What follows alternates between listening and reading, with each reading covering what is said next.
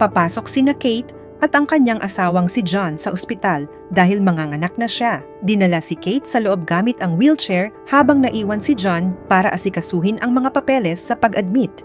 Bigla na lang nagsimulang dumugo si Kate. Nagising siya sa isang operating room na napapalibutan ng mga medical staff pero wala pa ron ang kanyang asawa.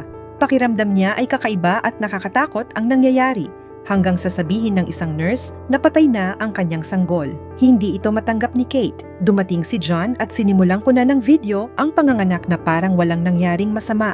Ibinigay ng nurse ang sanggol kay Kate. Sumisigaw siya ng malakas at bigla na lang siyang nagising sa sarili niyang kama. Bumangon siya at pumunta sa banyo kung saan tinitigan niya ang peklat sa kanyang tiyan. Uminom siya ng isang tableta. Kinabukasan, pumunta siya sa psychotherapy session. Ipinaliwanag ni Dr. Browning na normal lang ang mga ganoong bangungot bilang reaksyon sa trauma ng pagkawala ng sanggol. Iniisip ni Kate kung ang panaginip ba ay dahil sa nangyari o dahil sa nalalapit nilang pag-ampon ng bata. Pakiramdam niya ay maaaring hindi pa siya handa.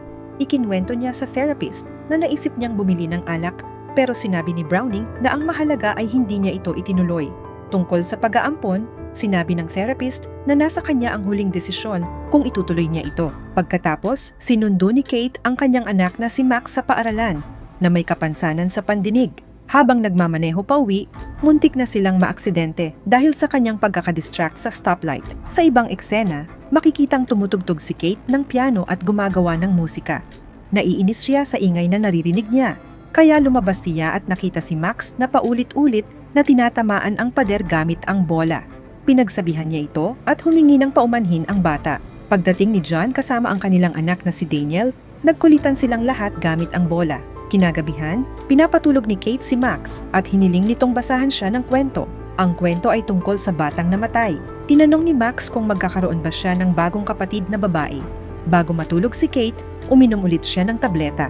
Humiga siya katabi si John at pinag-usapan nila ang pag-aampon. Nakapagdesisyon na siya, itutuloy nila ito. Makalipas ang ilang panahon, pumunta sila sa isang ampunan. Sinalubong sila ni Sister Abigail at pinayagan silang maglibot. Nanatili si Kate sa unang palapag habang tinitingnan ang mga batang naglalaro. Samantalang umakyat si John sa ikalawang palapag. May narinig siyang batang kumakanta, kaya pumasok siya sa isang silid kung saan nakita niya si Esther na nagpipinta. Ikinuwento nito ang tungkol sa kanyang ginagawa. Dumating sina Kate at Abigail at ipinakilala ni John si Esther. Sinabi ng bata na wala halos kumakausap sa kanya dahil naiiba siya. Nagustuhan nila siya. Kinausap nila si Abigail tungkol sa pag-aampon kay Esther.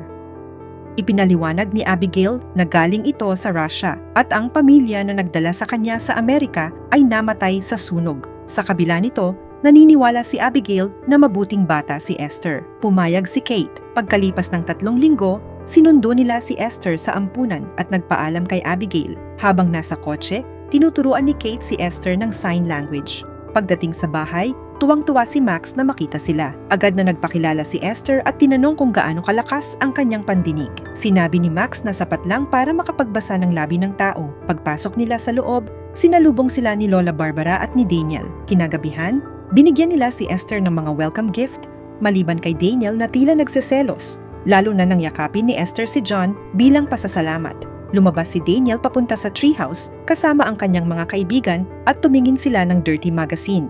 Samantala, naglalaro sina Esther at Max sa niebe habang nag-uusap sina Barbara at Kate tungkol kay Max at sa plano ni Kate na bumalik sa pagtuturo kapag naka-adjust na si Esther. Mukhang hindi sang-ayon si Barbara kay Kate.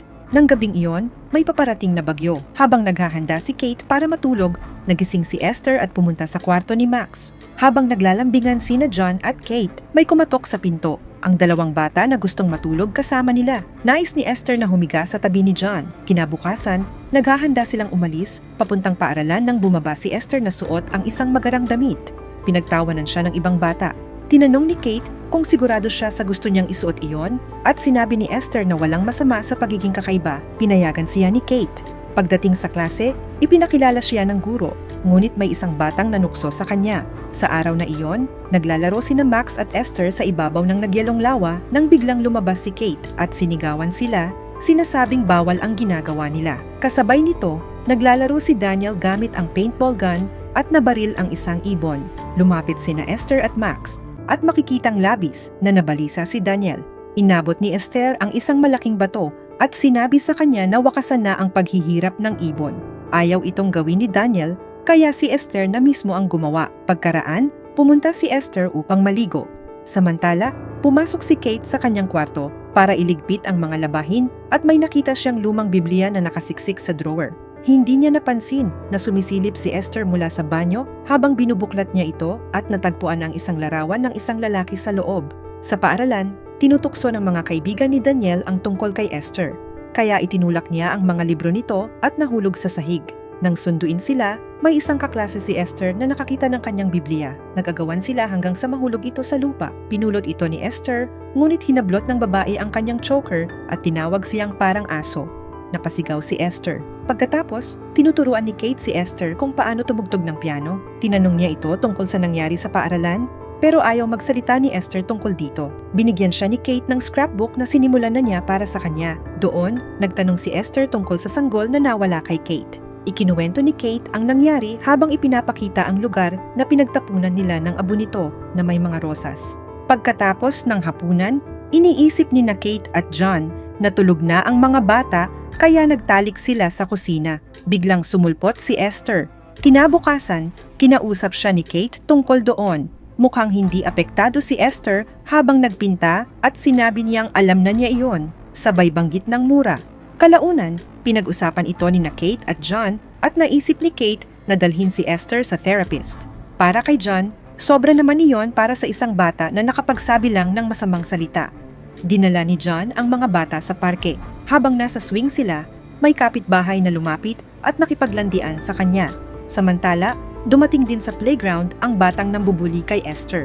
Nakahati ang atensyon ni Esther sa dalawa, sa batang iyon at sa pakikipag-usap ni John sa kapitbahay. Takot pala ang bully kay Esther at binabantayan siya habang pumapasok ito sa laruan na parang kastilyo. Nang gustong dumaan ng bata sa slide, bigla siyang itinulak ni Esther.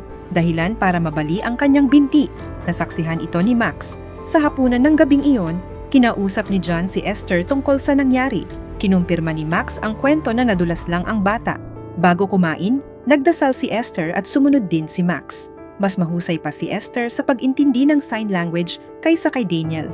Inasar siya nito at tinawag ng kung ano-anong pangalan hanggang sa sawayin ng mga magulang. Umalis si Daniel na galit at nagmumura.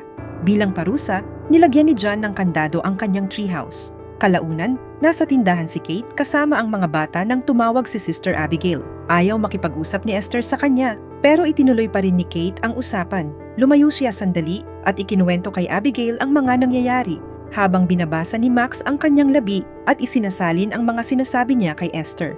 Kinagabihan, ikinagulat ni Kate ang perpektong pagtugtog ni Esther ng piano. Tinanong niya kung bakit nagkunwari itong hindi marunong, at sinabi ng bata na ginawa niya iyon para sa kanya. Sa gabing iyon, nagtalo sina Kate at John tungkol kay Esther at lalo pang lumala ang kanilang argumento. Narinig sila ni Esther mula sa kabilang kwarto at tila nasisiyahan. Isang araw, dumalaw si Sister Abigail sa kanilang bahay. Kinausap niya ang mga magulang tungkol kay Esther at hinalang may problema ito. Binanggit niya ang ilang posibleng ginawa nito noon, tulad ng pananakit sa ibang bata.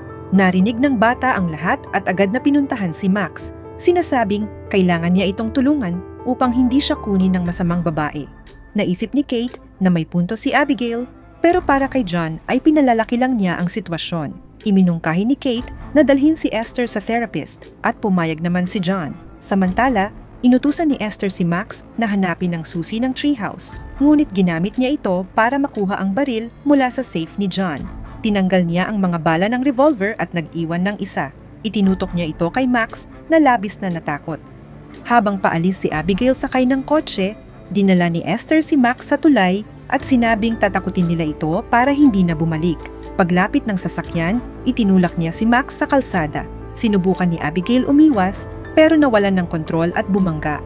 Lumapit siya kay Max na umiiyak. Pero biglang hinampas siya ni Esther ng martilyo mula sa likod at inutusan si Max na tulungan siyang ilayo ito sa daan. Pinagulong nila si Abigail pababa pero buhay pa ito kaya tinapos siya ni Esther gamit ang martilyo. Pagkatapos, pumunta sila sa treehouse kung saan itinago niya ang dugo, ang damit at ang martilyo.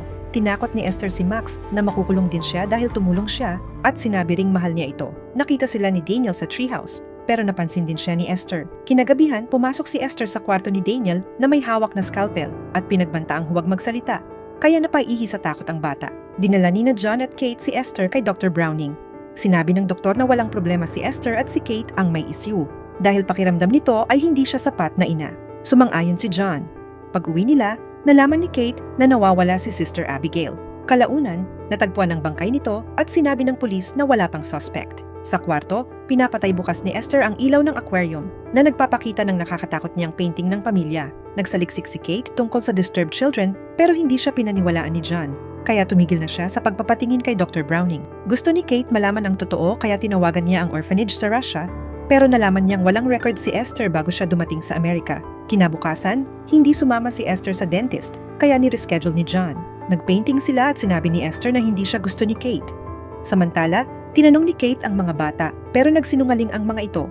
Kinagabihan, binigyan ni Esther si Kate ng rosas mula sa lugar kung saan ikinalat ang abo ng anak nito. Nagalit si Kate pero pinigilan siya ni John. Gabi rin na iyon, sinadyang baliin ni Esther ang sariling braso. Tinawag niya si John at nang makita ang bali, dinala siya sa doktor. Pagbalik, pinahiga siya ni John sa kama nila at kinumpronta si Kate pero itinanggi nitong siya ang may gawa. Pagkatapos, bumili si Kate ng alak, uminom ng kaunti at itinapon ang natira. Kinabukasan, habang tinutulungan ni Kate si Daniel sa napunit nitong bag, lihim na inilagay ni Esther sa drive ang kotse habang nasa loob si Max. Hinabol ito ni Kate hanggang huminto sa niebe. Kinagabihan, pumunta si Dr. Browning at sinabi ni Kate na nakapark ang sasakyan at pinagtatakpan siya ni Max. Ipinakita ni John ang pangalawang bote ng alak at sinabi ng doktor na may slot na si Kate sa rehab. Hindi siya pinaniwalaan sa paliwanag niya. Binigyan siya ni John ng 1 linggo para pumasok sa rehab o iiwan siya kasama ang mga bata. Samantala, tinakot ni Esther si Max na babarilin ang kanilang ina kapag nagsumbong ito. Kalaunan, sinabi ni Max kay Daniel ang tungkol kay Abigail at sa treehouse. Plano niyang kunin ang ebidensya pero narinig siya ni Esther. Kinagabihan, palihim na pumasok si Kate sa kwarto ni Max pero biglang binuksan ni Esther ang ilaw. Nagpalitan sila ng salita pero ipinakita ni Esther kay Kate ang diary na lihim niyang sinusulatan. Ipinapahiwatig na nabasa na niya ito. Sinusubukan niya itong inisin ngunit hindi nagpadaig si Kate.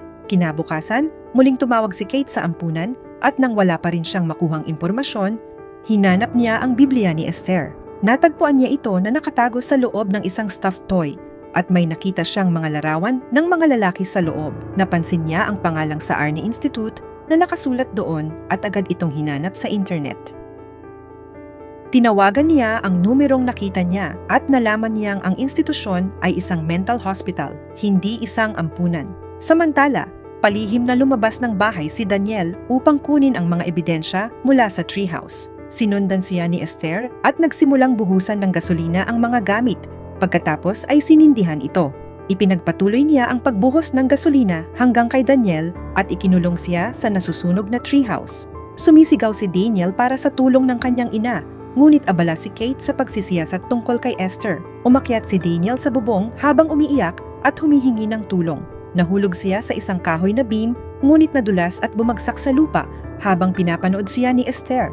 Biglang nakita ni Kate ang sunog habang papalapit si Esther kay Daniel upang patayin ito gamit ang bato.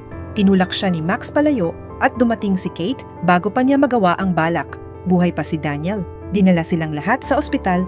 Dumating ang doktor at sinabi na may malubhang pinsala sa leeg si Daniel at maaaring hindi nito maalala ang nangyari.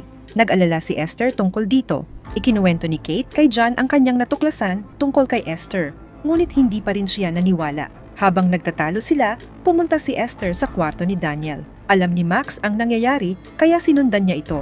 Sinimulan ni Esther na suffocate si Daniel gamit ang unan habang tumakbo si Max para tawagin ang kanilang mga magulang.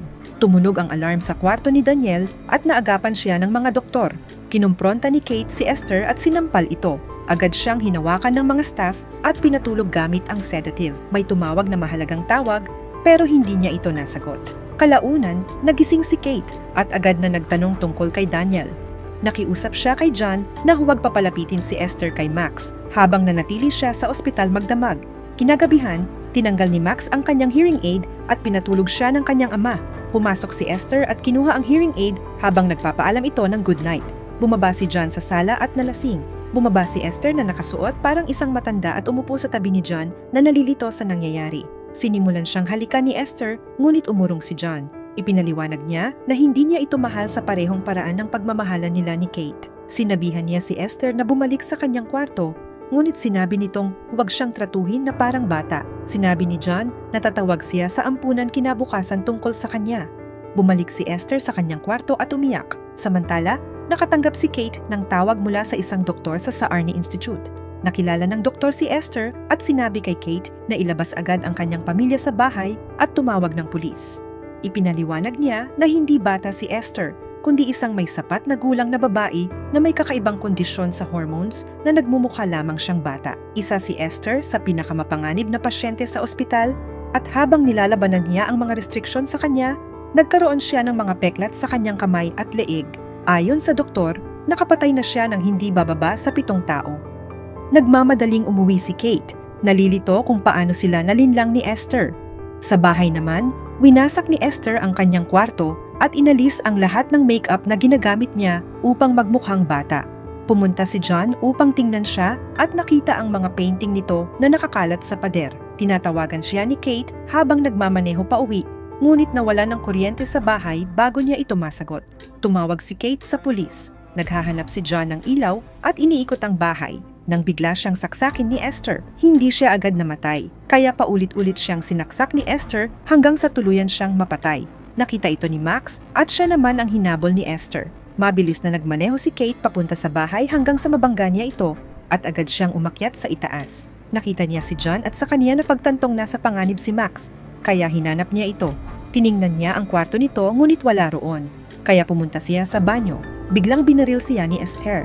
Nagtago si Kate sa kanyang kwarto, ngunit hindi siya nakita ni Esther dahil nasa labas siya ng bintana nagtatago. Samantala, nagtatago si Max sa hardin at sinusundan siya ni Esther. Nakita ito ni Kate mula sa bubong na salamin.